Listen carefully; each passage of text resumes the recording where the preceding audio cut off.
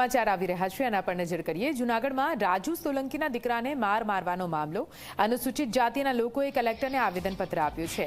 જવાબદારો સામે કડક કાર્યવાહી કરવાની માંગ કરવામાં આવી છે। 6 જૂન સુધીમાં અટકાયત નહીં થાય તો આંદોલન કરવાની ચીમકી ઉચ્ચારવામાં આવી।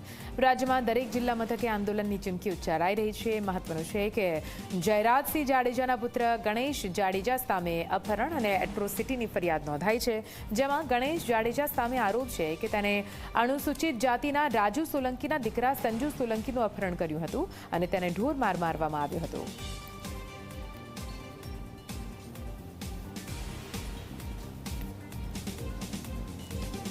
ગોંડલના ધારાસભ્ય ગીતાબા અને જયરાજસિંહ જાડેજાના પુત્ર ગણેશ જાડેજા દ્વારા જૂનાગઢ જિલ્લા અનુસૂચિત જાતિ સમાજના અમારા પ્રમુખ ભાઈ શ્રી રાજુભાઈ સોલંકીના પુત્ર સંજય સોલંકીનું અપહરણ કરી એને મારી નગ્ન અવસ્થામાં મારી અને એમને હથિયાર બતાવવા બાબતે જૂનાગઢ એ ડિવિઝન પોલીસમાં ગુનો દાખલ કરાવેલો છે।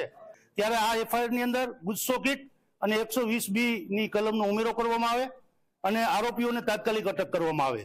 આ બાબતે અમે તંત્રને ગુરુવાર સુધીનો ટાઈમ આપ્યો છે।